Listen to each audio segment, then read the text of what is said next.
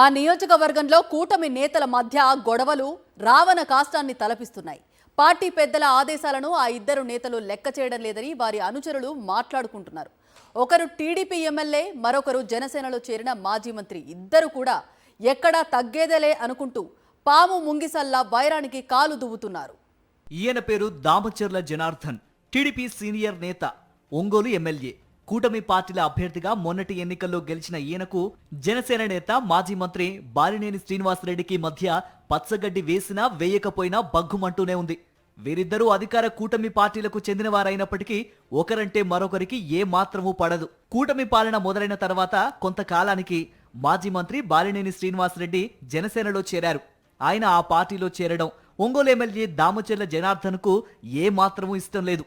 దామచర్ల జనార్దన్ తన శక్తి వంచన లేకుండా బాలినేనిని అడ్డుకోవడానికి ప్రయత్నం చేసినప్పటికీ బాలినేని జనసేనలో చేరిపోయారు. ఈ నేపథ్యంలో వీరు చిక్కినప్పుడల్లా టీడీపీ ఎమ్మెల్యే జనార్దన్ బాలినేనిని టార్గెట్ చేసుకుని విమర్శనాస్త్రాలు సంధిస్తూనే ఉన్నారు. మొన్నటి మహానాడు సందర్భంగా ఏర్పాటు చేసిన కార్యక్రమంలో మాట్లాడుతూ ఆస్తులు కాపాడుకోవడానికే మాజీ మంత్రి బాలినేని శ్రీనివాసరెడ్డి అధికార జనసేన పార్టీలో చేరారని ఘాటుగా విమర్శించారు.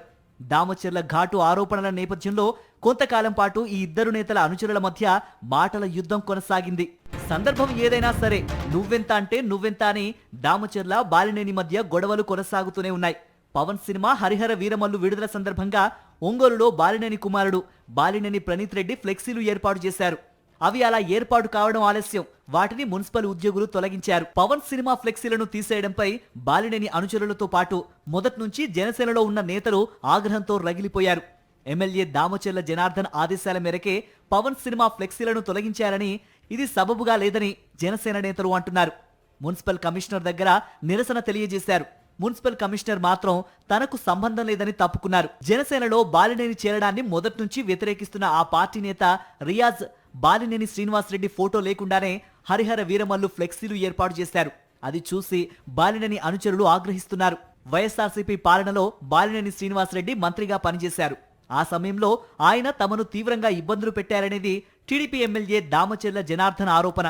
ఆయన ఏ పార్టీలో ఉన్నా సరే క్షమించేది లేదని పదే పదే ప్రకటిస్తున్నారు.